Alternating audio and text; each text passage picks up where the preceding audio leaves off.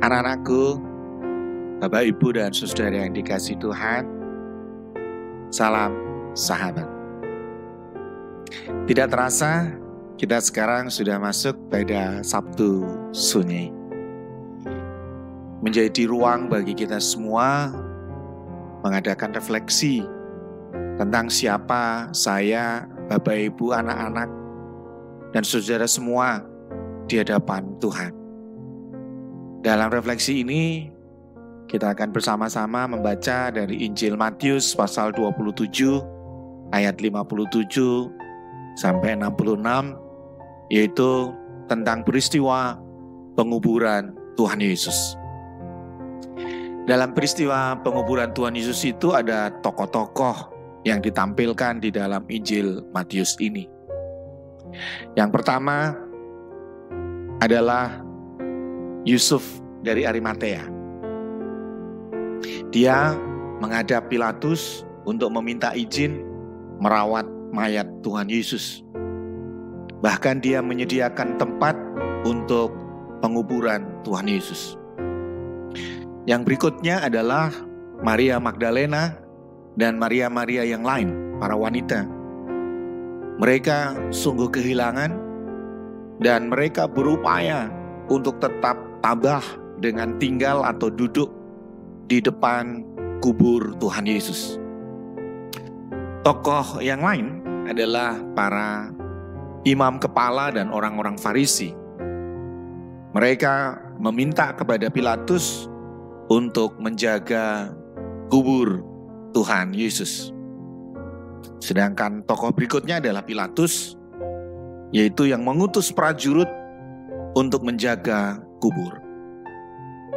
Dalam Injil Matius ini tidak dicatat bagaimana keberadaan ke-12 murid Tuhan Yesus, atau lebih tepatnya 11 murid Tuhan Yesus. Mari Bapak Ibu, kita akan bersama-sama belajar dari tokoh-tokoh ini atau refleksi atas tokoh-tokoh ini. Yang pertama adalah Yusuf. Dia mengambil inisiatif dengan menghadap ke Pilatus. Bahkan tidak hanya mengambil inisiatif, tetapi dia juga mempersembahkan apa yang dia miliki untuk penguburan Tuhan Yesus. Selanjutnya adalah Maria Magdalena dan Maria-Maria yang lain. Maria Magdalena dengan Maria-Maria yang lain ini memang tidak memiliki apa-apa.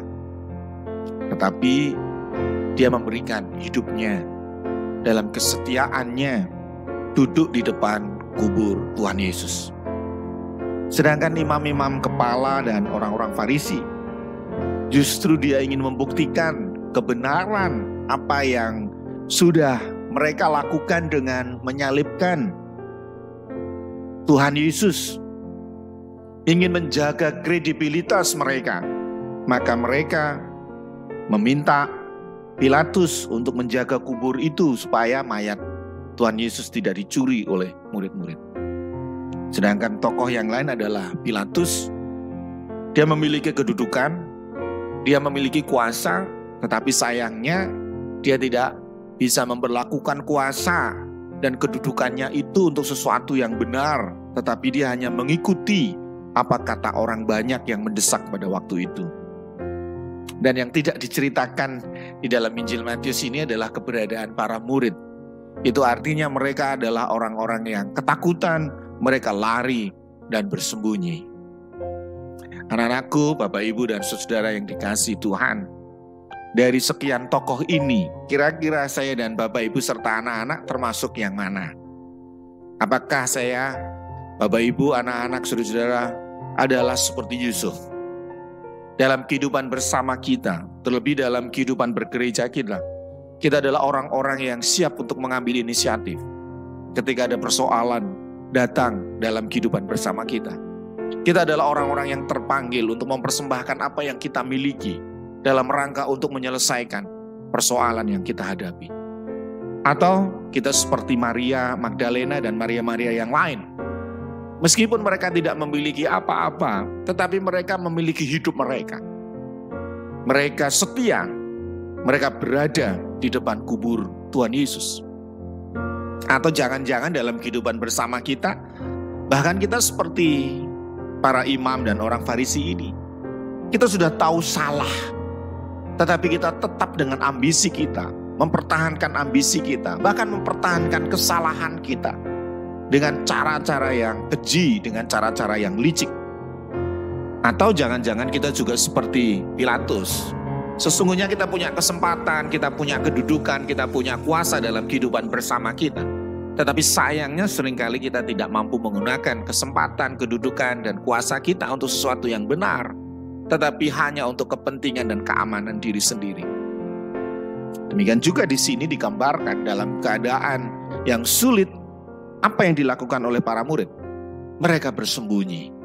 Jangan-jangan saya, Bapak, Ibu, dan saudara, ketika menghadapi persoalan dalam kehidupan bersama kita di tengah gereja, tidak jarang kita malah sembunyi. Kita lari, kita mencari keamanan diri sendiri. Tema pada Sabtu Sunyi ini adalah, sudah layakkah aku? Sudah layakkah kita disebut sebagai murid-murid Tuhan Yesus? Dalam refleksi atas tokoh-tokoh di atas, saya, Bapak, Ibu, dan saudara, serta anak-anakku kira-kira termasuk tokoh yang mana? Yusuf, Maria Magdalena atau Maria yang lain? Imam-imam kepala atau orang-orang Farisi? Pilatus atau jangan-jangan murid-murid Tuhan Yesus yang bersembunyi? Mari kita masuk dalam perenungan ini.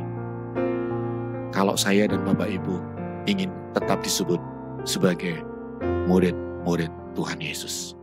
Tuhan memberkati kita semua. Amin.